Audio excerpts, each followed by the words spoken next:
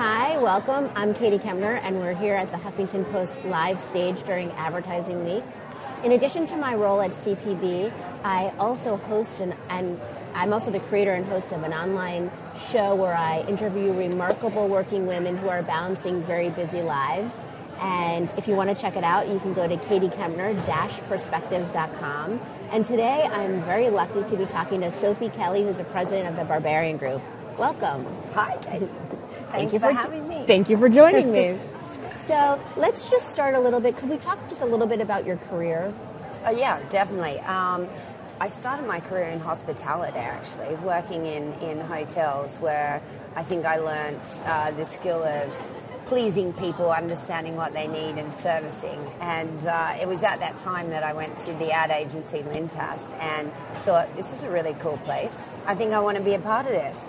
So I worked in media in the beginning and media planning and buying, and moved into account management and the creative side of things when media separated from creative agencies, because I didn't really understand what I was going to do if I wasn't close to the creative products. And worked for a lot of years at many agencies in Australia, and then had some time in Bangkok and London with JWT, and then ended up in New York, and I've been here for 10 years.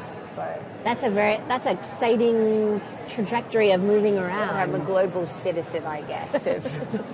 Well, you had mentioned, the rite of passage of a person's career is a little bit different these days. Could you explain to me what you meant when you were talking about that? Yeah, I think, traditionally we kind of came out of college and we joined a company, and then we started in a certain position and we had different goals, and we moved through that company, and there was a very clear succession plan for how you ran your career. You either went all the way up in one definitive area, or you followed someone who advised you on how to progress through a particular company. There seemed to be a lot more incentive in loyalty and experience gathering in one particular strain. And I think, today it's completely changed. People are rewarded for entrepreneurial thinking. The startup community has been amazing for just igniting the imagination in young people that they can do anything. Mm-hmm. If they have a passion for something and an idea, they can go and do it. And I think, people who are younger than me are less tolerant of doing something that doesn't feel good or that they're not enjoying. Mm-hmm. People are much more encouraged to follow their passion and make sure that they're enjoying themselves and that they're getting kind of almost a lifestyle experience out of what they're doing for employment, if you like. It's interesting because you've had this pretty amazing career and you have this great philosophy on how to live life, and you don't have children.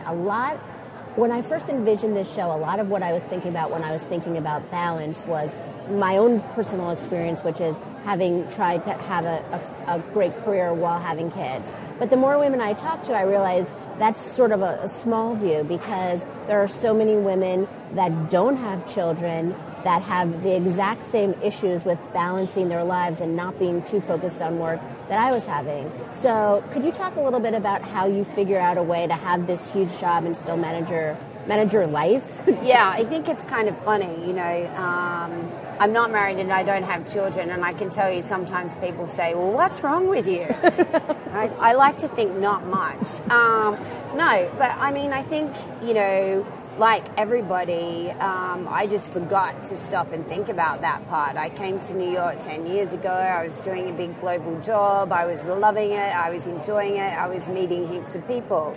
I think I'd say in the last 5 years, I've really got my head around the work-life balance thing. And for me, it comes down to really understanding boundaries. Mm-hmm. Working out in life, what are your priorities?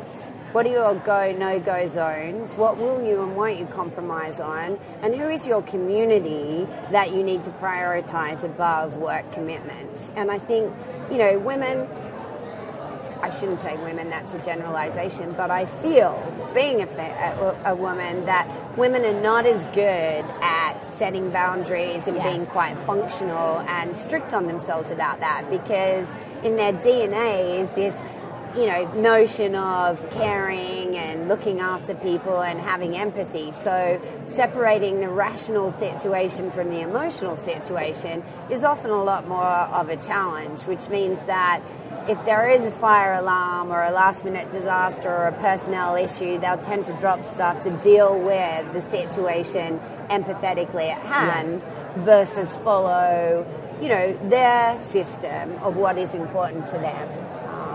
And they're also, we just were talking about this a little bit before we started filming. They're also, it seems, inherently harder on themselves. Oh, so judgmental of themselves. The biggest critics, I know that's one of my major flaws. It's just my internal voice of criticism on how I'm moving through life. Yeah. I think that maybe this is a bit of a funny comment, but I think there is a bitchy streak to women and a highly critical streak to women. Definitely. And I think what happens is they're always wondering whether they're doing it right, whether there's something they should be doing better. And, the judgment of others is held in a higher level of esteem than it should be. Yes. They are, if they're working, they're wondering if they're doing the right job at home. If they're not living in their home country close to their parents, they're wondering whether they should be. Their moral compass is consistently confused by, are they doing the right thing for themselves and being a good person and covering off all the tasks on the list. So do you think that there's a way, I don't know if you have an answer to this, I don't know that I do either, but do you think that there's a way for, women to change that mindset and just say, hey, I'm doing pretty good here?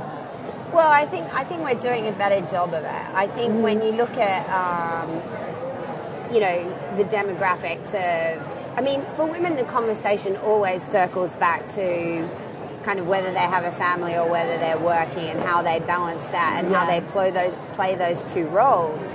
And it's not an insignificant conversation because they're two archetypal roles that we've grown up with our entire existence.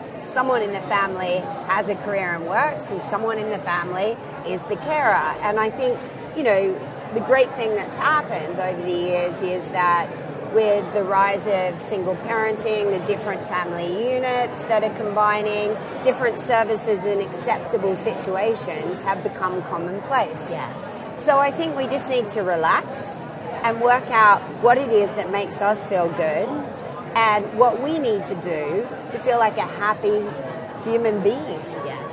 Because when we're happy, everybody else around us is pretty happy too. Yes. No, that's excellent advice. So my last question is, although that was really great advice, maybe we should end there, but I do have one more question. If you have one piece of advice for all the young girls walking around here, young women who are looking to make a change, or women that are in their careers might not be happy, looking to go to that next level, what would it be? It's an interesting question. There's lots of academic responses to that question. I would say do what you enjoy doing. We can all look at other people and want to be who they are and be inspired by them, and that's fantastic.